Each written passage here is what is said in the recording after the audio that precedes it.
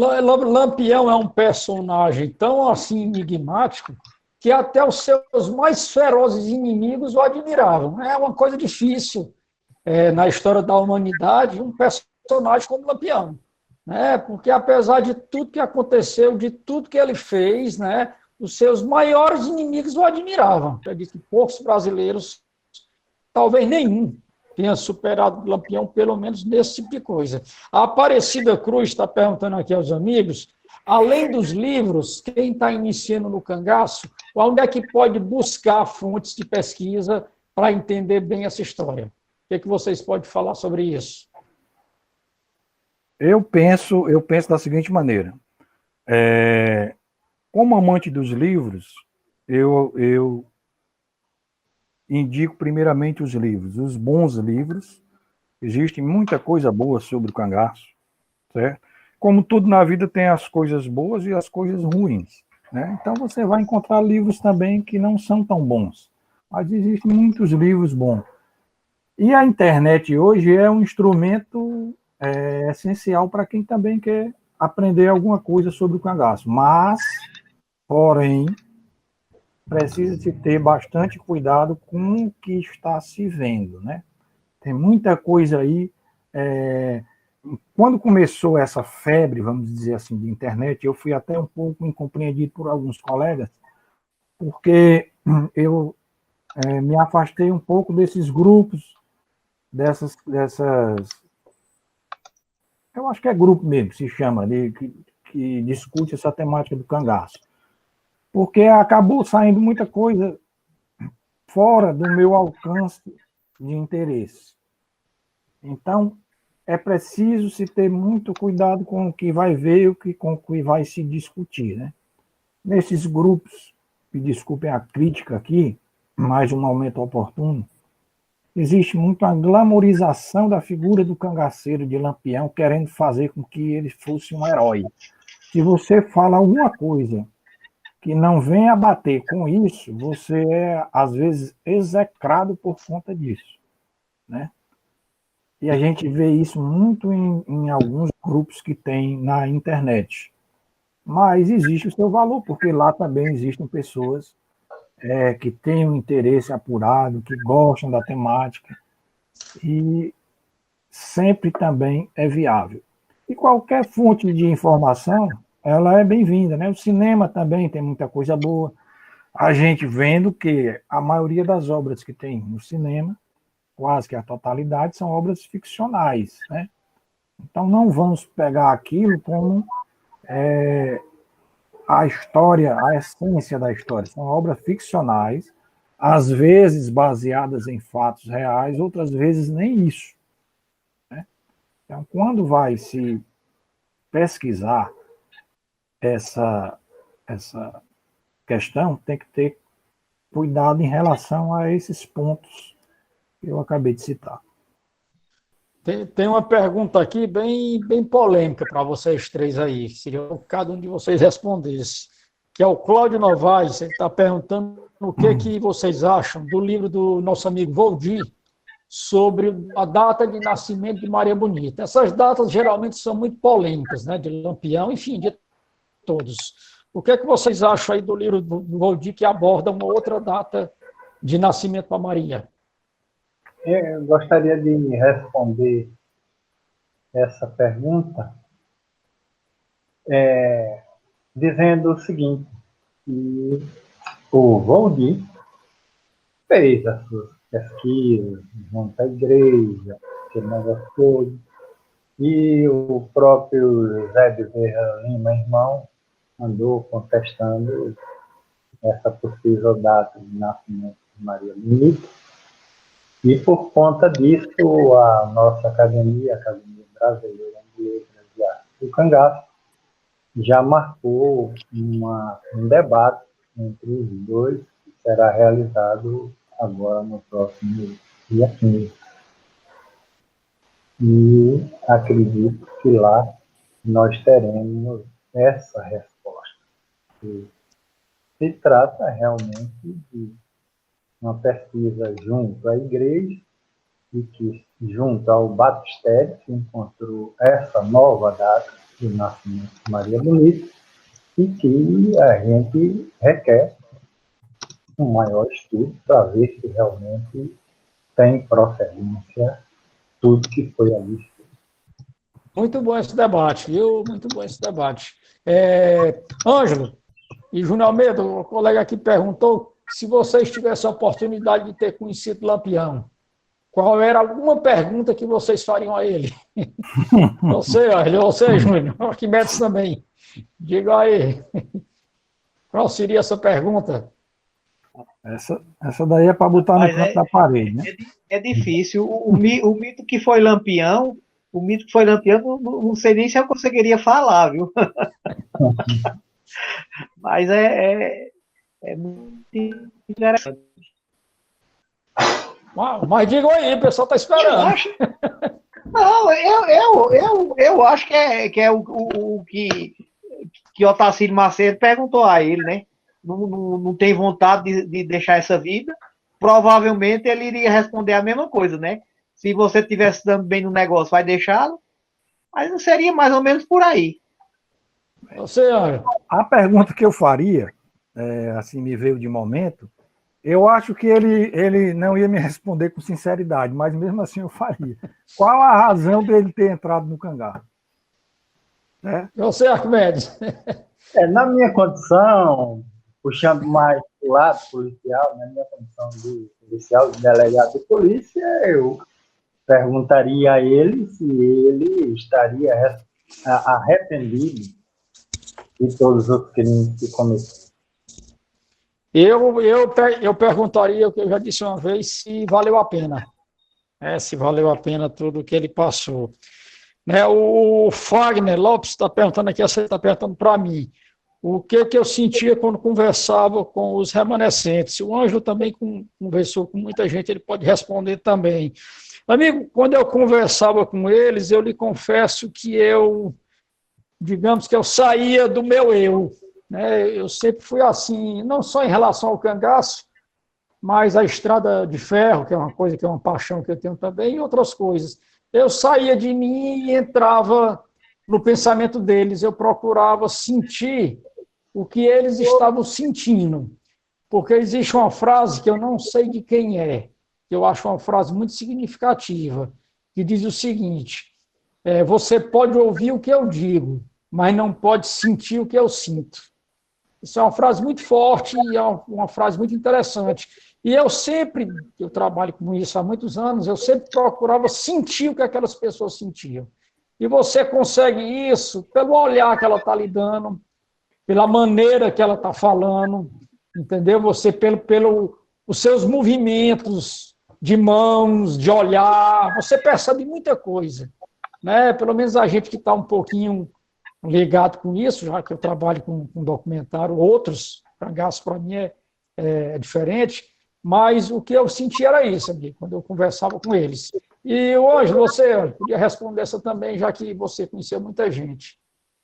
Bem, eu posso confessar a vocês o seguinte, até eu conhecer o primeiro personagem envolvido nessa história, eu havia lido muitos livros sobre a temática cangaço, mas eu nunca tinha me interessado ou não tinha tido oportunidade de conhecer esses personagens, que quem abriu esse caminho para mim e para você também, né, Aderbal, foi o nosso grande amigo Paulo Gastão. Eu aproveito aqui o momento para homenageá-lo. Então, através do Paulo, eu conheci muitos personagens que participaram diretamente dessa história.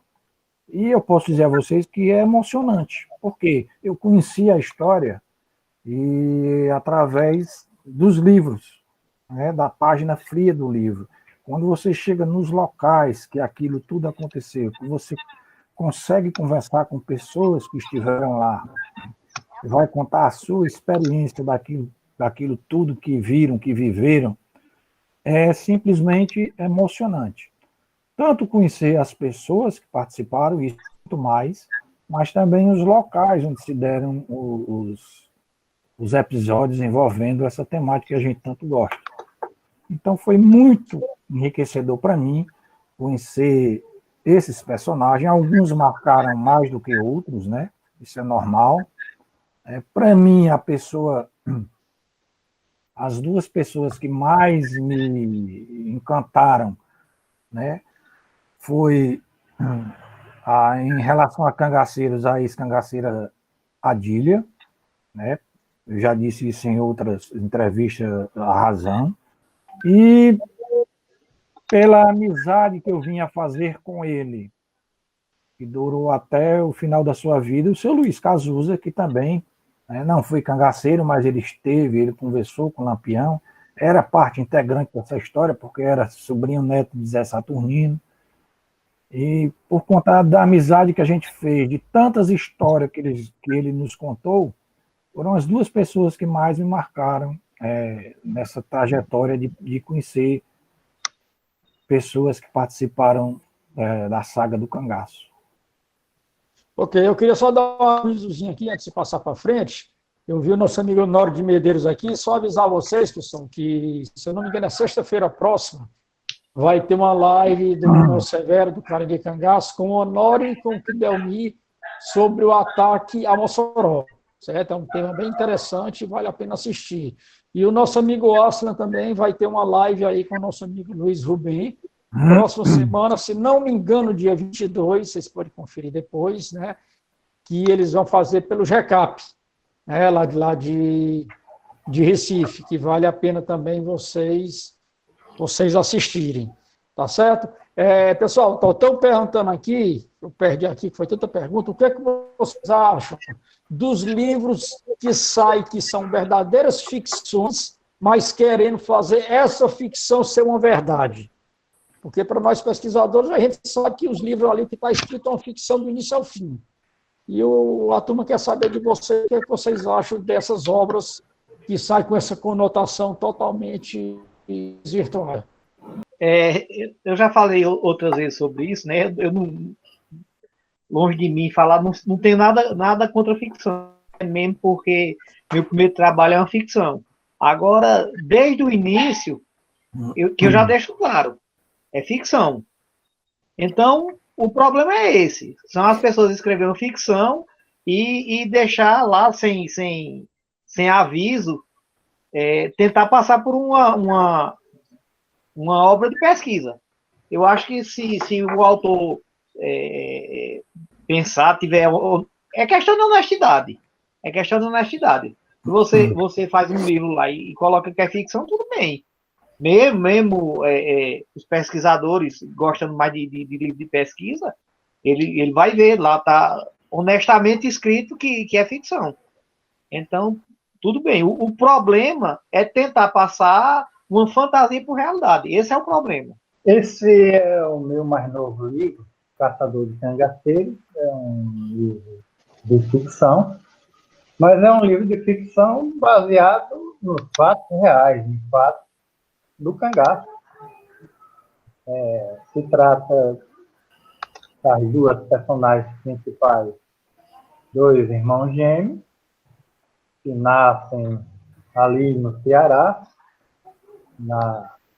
numa daquelas república, das secas, né, daquele pessoal que me deu uma ajuda aí, Ângelo Admiro, lá em Fortaleza ali, que fizeram aqueles currais humanos. Então eles nascem ali, os dois nascem ali, depois a mãe morre e cada um segue o caminho de uma das parteiras que fizeram o parto, e um termina sendo cangaceiro e o outro termina sendo caçador de cangaceiros. Só no final é que eles se encontram. Mas todo o enredo é baseado em fatos reais. Todo o enredo é baseado em fatos reais. E o final também também um negócio que ninguém, no decorrer do livro, vai entender que o final seria aquilo. Mas o livro é ficcional e todo o autor deve dizer que o livro é de ficção. Eu acho bem interessante essa questão de entre aspas, brincar com a história, né? Temos um exemplo, acho que mundial, um dos maiores escritores, é Dan Brown. Dan Brown, ele usa cenários, ele usa personagens reais, mas, assim, é ficção, e isso amarra você. Então, não devemos ter nada contra, mas, como eu falei anteriormente, né? Questão da honestidade, você deixar claro que é romance. Como o de Arquimedes é romance, e o meu primeiro foi um romance, e vários outros. A gente mistura personagens que viveram realmente, mas dentro de uma ficção. Isso tem que ficar claro, bem claro. Só pegando o mote dos colegas aí, o mau caratismo intelectual é extremo a quem escreve um livro de ficção e não diz que é ficção. Né? Justamente. Porque você vai pegar uma pessoa que não pesquisa essa temática e vai ler aquilo, o que é isso aqui?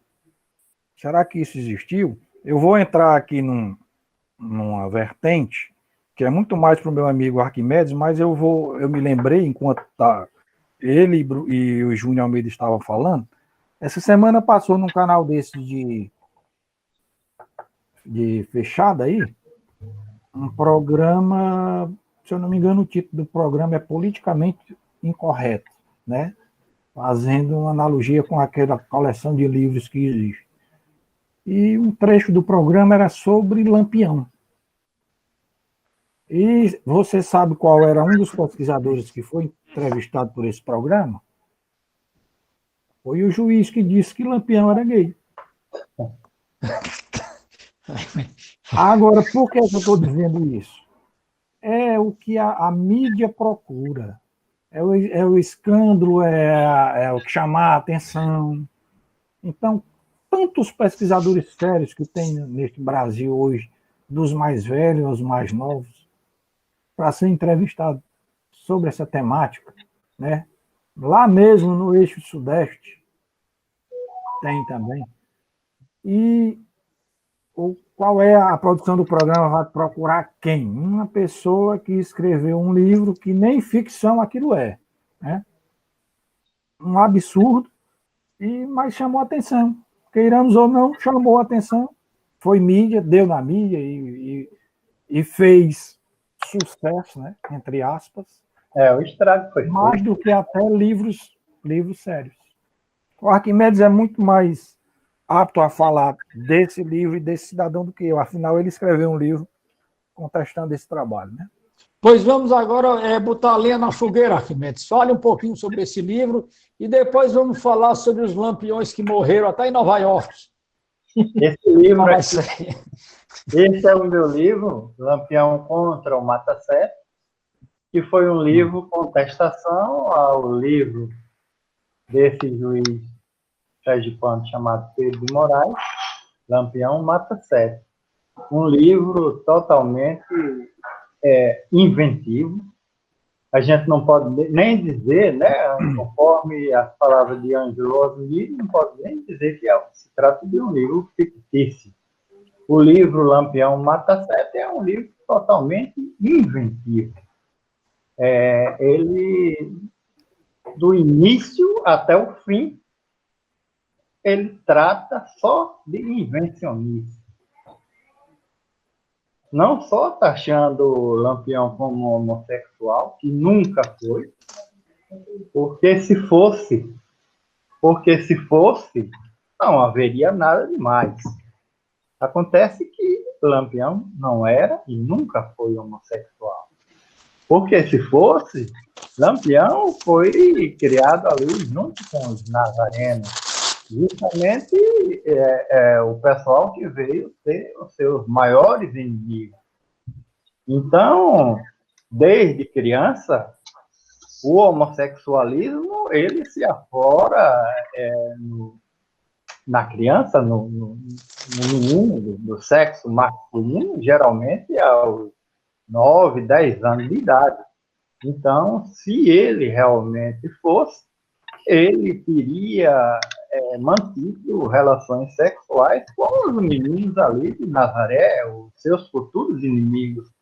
Então, isso é a raiz de tudo que eu estou dizendo. Se fosse, os próprios nazarenos viriam isso acontecer, se isso acontecia, chamaria ele de todos os impropérios possíveis, porque menino nenhum guarda segredo. Então, isso é a raiz de tudo. Então, ele nem sequer isso, ele colocou na cabeça dele que Lampião teve uma infância, e se ele fosse homossexual, seria explorado entre 10 e 11 anos de idade essa tendência afeminada. Fato que nunca houve. Então, aí ele vem colocando fatos e mais fatos, comparando e deixando de comparar, mas não somente isso, o livro dele é um livro que é horrível em todos os sentidos, porque ele próprio foi juiz em Canindé de São Francisco, e na época Poço Redondo era comarca de Canindé de São Francisco. Então, no livro dele, ele diz que a fazenda Maranduba é localizada na Serra Negra, na Bahia. Então, ele próprio não conhecia sequer o local de trabalho dele, porque a fazenda Maranduba, apesar de ser próximo à Serra Negra, na Bahia, mas é pertencente às terras de Poço Redondo, que na época pertencia a Porto da Folha. Então, é um livro que não se aproveita nada, mas que, infelizmente, a mídia fez dele esse alvoroço todo, e ele, de quando em vez, ainda continua dando entrevistas como se fosse um grande pesquisador. E de pesquisador, infelizmente, ele não tem nada. Júnior Almeida, e os Lampiões Imorríveis? O que você diz aí? O que ficou mais conhecido, né, do fotógrafo mineiro Zé Geraldo Aguiar, né, que ficou conhecido por Lampião de Buriti, né? Quando eu estava pesquisando para fazer meu primeiro livro, um romance, como eu já citei, eu pesquisando no meu livro, o enredo é que Lampião não tinha morrido, também não tinha envelhecido, fantasia total. Aí quando eu comecei a pesquisar, eu encontrei esse livro. Aí eu desanimei, eu digo, pô, o cara teve a ideia que eu tive. Aí comprei o livro, consegui o contato, ele já tinha falecido, consegui o contato com a viúva dele e comprei o livro. Aí eu fui ler, achando que era mais ou menos o que eu tinha em mente para fazer no meu livro. Mas aí quando eu li, aí foi que eu entendi que ele tentava provar que Lampião tinha fugido, tinha ido para Minas Gerais e que tinha morrido em 93. Aí eu digo, não tem nada a ver. Aí continuei minhas pesquisas e depois produzi o meu livro. E agora, recentemente, né, tem outro livro que o primeiro já caiu em discreto, né, o Lampião de Buritis. O segundo, o autor já começa pegando a foto do Lampião de Buritis, fez lá uma montagem muito precária, botou um óculos, um tapa-olho, ficou parecendo um pirata, e o Lampião que tinha morrido em Buriti estava vivo de novo, agora estava aqui perto da gente em Pão de Açúcar. Então, assim, uma coisa, como torna a dizer, se o autor deixa claro que o livro é fantasia, tudo bem, né? Mas no livro do Antônio Pinto, Alagoano, do Lampião do Pão de Açúcar, ele é frágil demais. Ele fala que as pinturas rupestres aqui do Nordeste foram feitas por alienígena, fala que tinha lobisomem correndo em cima das casas de Pão de Açúcar. Então, assim, eu leio, não tem problema. E, assim, as pessoas que perguntam, que querem dica, leiam tudo. Agora, é bom discernir o que se aproveita, o que se descarta, entendeu? Leiam, não tenho nada contra ninguém ler, mas tem que saber o que fica para você, o que é verdade e o que é mentira. Da mesma maneira, na internet, os canais do YouTube, tem o que presta e o que não presta. No livro, o que presta e o que não presta, nos filmes, a mesma coisa. Então, as pessoas que se interessam por esse assunto têm a capacidade de discernir o que lhe serve e o que lhe é descartável, né? Isso aí. Eu responder aqui ao Beto Souza, meu amigo Beto, professor Beto, e ao Fagner. Eles fizeram uma pergunta em particular aqui para mim.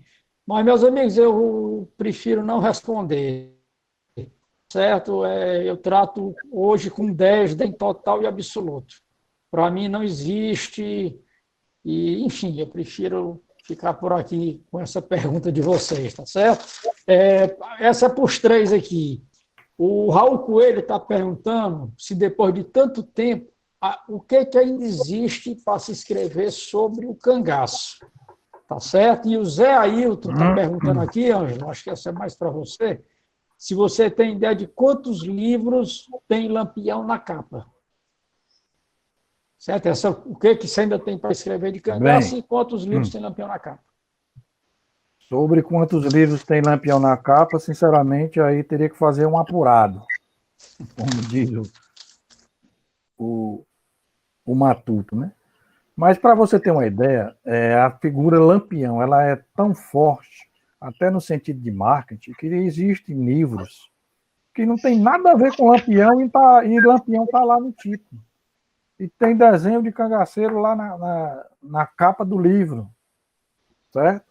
Eu, como vocês sabem, a maioria sabem, eu gosto de adquirir tudo que eu posso que a temática cangaço seja foco. Então, eu já caí muitas vezes no conto do Vigário por conta disso. Eu tenho livros aqui que tem capa de cangaceiro, Lampião na capa, tem o nome Lampião e não tem uma letra que fala de Lampião. Né? Parece que é feito só para vender. Lampião vende, né? Lampião é uma marca. Né? É um marketing, né? O Lampião é uma marca. E a outra, Derbal? Após tanta coisa que já foi escrita, o que vocês acham que ainda pode ser escrito sobre o cangaço? E emendando, essa é para os três, tá? E emendando, eu não lembro aqui qual foi o nome do colega, eu não sei onde eu anotei. Quais livros vocês podem indicar que relacione Lampião com os coronéis? Pronto, só terminar aqui o raciocínio, a relação que se tem para escrever sobre cangaço. Né? Eu penso o seguinte, houve a hora de se pesquisar, de se conhecer as pessoas que se envolveram nessa temática, os volantes, os cangaceiros, a fase de entrevistas, né? Hoje eu acho que a gente está na fase de análise. Então, tudo que vier na questão de análise, eu acho que é bem-vindo. Né? Apesar do que também estão sendo escritos livros contando a história do cangaço e de cangaceiros. Eu penso que são válidos. Eu penso que deve-se escrever, sim. Deve-se contar a história, porque, de repente, esse livro que está sendo escrito agora vai ser mais fácil o acesso para pessoas que estão começando agora. Tem livros que contam a história de Lampião e o cangaço, de uma maneira geral, que são hoje difíceis de encontrar. E para quem está pesquisando, procurando livros hoje, sabe que o valor monetário desses livros aumentou vertiginosamente nos últimos tempos. Né? Qualquer livro de cangaço hoje é caro demais, são caríssimos os livros da temática de cangaço, principalmente esses considerados clássicos. Né? Então eu acho que é válido, sim, sempre tem um olhar diferente de quem está vendo e dando ênfase, hoje em dia, para os que estão fazendo a análise dos fatos. Né? Nós chegamos no momento de se interpretar os fatos. Né? A fase de contar, ela ficou um pouquinho mais para trás, apesar de hoje ainda sair alguma coisa, uma coisa ou outra, mas acho que a partir de agora a análise é mais importante. Quanto a essa questão que o amigo perguntou, né, se ainda o que tem que falar de cangaço, eu me sinto à vontade, porque na minha região, se você prestar atenção, o mapa de Pernambuco ele parece uma tira. Então, a região do Agreste, onde eu vivo, aqui tem como a cidade Polo Garanhuns, ainda tem muito que se explorar, não só cangaço, mas outros temas históricos. No meu penúltimo livro sobre o cangaço no Agreste, eu trouxe, inclusive, assim, eu fiz uma mini biografia de um volante chamado José Caetano, que, para os amigos que pesquisam, sabem que Zé Caetano foi um dos maiores perseguidores, não só de Lampião, mas perseguiu o senhor Pereira, perseguiu o doutor Augusto Santa Cruz, perseguiu Antônio Silvino, ou seja, estava um pouco escondido a história dele. Então, eu fui buscar. Aqui na cidade de Garanhuns, teve um episódio chamado A Hecatombe de Garanhuns, que foi uma matança que ocorreu no ano de 1917, dentro da cadeia da cidade, e que os notáveis de Garanhuns não morreu médico, morreu comerciante, morreu numa trama sorda que existiu. E mais de 300 cangaceiros invadiram a cidade naquele 1917, em janeiro de 1917. Então, eu que sou daqui, que me interesso por história, logicamente que sei, mas o resto do Brasil, as pessoas de outros estados, a maioria não conhece essa história. Então, ainda tem muito que mostrar aqui, porque o epicentro da saga cangaceira foi o sertão. O sertão inicia o sertão aqui, que a cidade antiga Rio Branco, hoje Arco Verde, a gente está aqui a 75 quilômetros. Então, de Arco Verde para lá, até tem Custódia, tem Floresta, tem Serra Talhada, houveram muitos casos, mas aqui, e outra coisa, quando acabou o cangaço, quem participou das confusões, das rixas, muitos deles vieram para cá, como Munir de Farias, morou aqui numa cidade chamada Canhotinho, fica aqui próximo também no Agreste Meridional. O Zé Caetano viveu e morreu numa cidade chamada Angelim, perto de São Carlos. E o próprio homem que deu cabo de Lampião, o Coronel João Bezerra, ele veio morar aqui em Garanhuns, onde faleceu. Então, eu falo por a minha região, que ainda tem muito potencial, tem muito o que mostrar. E acredito que também em outras regiões tem uma historinha lá desconhecida que interessa muito a quem pesquisa. Puxando a sardinha para o meu lado, para o lado de Sergipe, para o lado de cá do Rio São Francisco, a gente vai fechando o ciclo da história do cangaço, mas acredito que ainda tem uma família, a família dos Brito, que foram dos maiores protetores de Lampião, Chico Porfírio de Brito, o pessoal todo ligado a ele, principalmente na fazenda do Jundiaí, onde era coito de Lampião, e que recebeu, cuja fazenda recebeu Maria Bonita por 2 vezes, nas 2 visitas que ela fez à própria. Então, é necessário ainda que alguém escreva sobre os Britos daquela época. Alguém escreva, porque aí a gente vai fechar o ciclo do cangaço aqui em Sergipe, com a história dos Britos. E conversando com um dos netos de Porfírio, Antônio Porfírio de Brito, ele me disse que uma neta, ou uma tia dele, que hoje está com 90 e poucos anos de idade, Elza Porfírio de Brito, ela possui fotografias de Maria Bonita dentro da fazenda Jundiaí, juntamente com ela, quando ela ainda era criança.